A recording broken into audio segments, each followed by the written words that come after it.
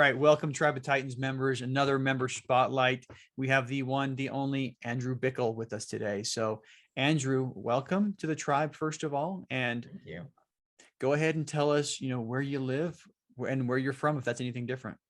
Yeah, it's not actually that different. Born and raised Orem, Utah. So nice in a little place called Utah County. I'm surrounded by mountains and snow. I like it here. All right. Awesome. Now, I do have to ask now, what high school did you graduate from? Timpanogos High School. Student Yeah. council, the jacket, everything. So Okay. I was pretty psyched about it.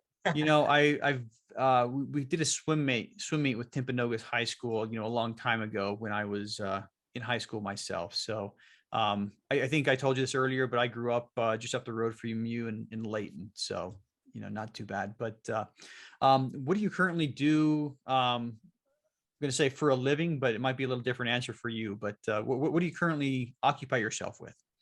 Yeah, so I just switched from I was doing coaching for multifamily investing actually, and I decided kind of change of goals, switched to doing part-time so I could focus more on real estate. And the part-time job I'm doing is actually a position up at the Sundance snowboarding resort. Oh, nice. So switched from a very business financial job to just kind of hanging out with ski bums, and it's I'm enjoying it. Terrible. My uncle was a college professor. He's actually at Utah Valley University right now, not far from you. But when I was growing up, he would elect to teach summers. And I mean, he would take the winter quarter off of school instead of the summer quarter.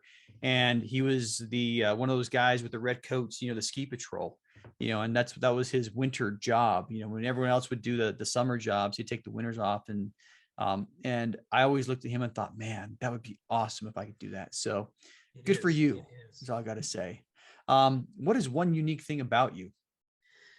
I'm gonna tie this into the snow theme. I actually don't have feeling in my toes, because when I was younger, I was just dumb, did too big of a big snow hike, got lost for a little bit and got frostbite.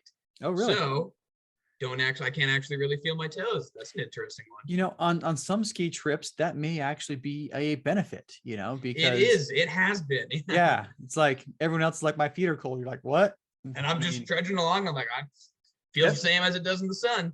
Wow. Interesting. Yeah. So I've never gotten frostbite, but I'm looking at the forecast where I'm at next week. And we got a lot of high temperatures in the teens coming up. So, go sit on your porch for an hour. You just might. Yeah, or less. But all right. So next question: real estate investing experience. What is your previous experience in real estate investing?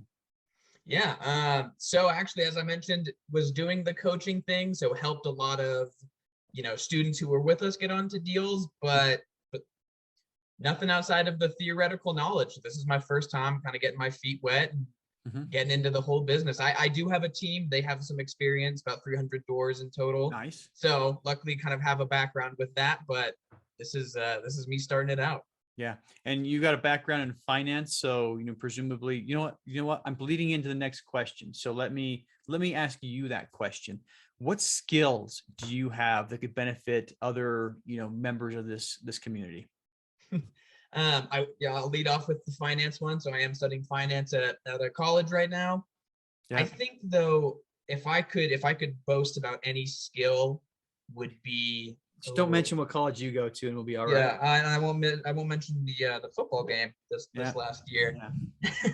I have to bring that up because this was how many years was it that you guys were beating BYU? 9 in a row. It was 9 in a row, and well, we got you this once. He got us once. Yeah, he got us once. But I don't dislike BYU, but I definitely like to win. See Utah beat them in football. That's one thing that I like to see. But I definitely was surprised with this year. But going back to the skills, I would actually say I'm pretty proud of my ability to think outside the box. And maybe that just comes from being young and not even having a fully developed brain or whatever that comes from. Yeah.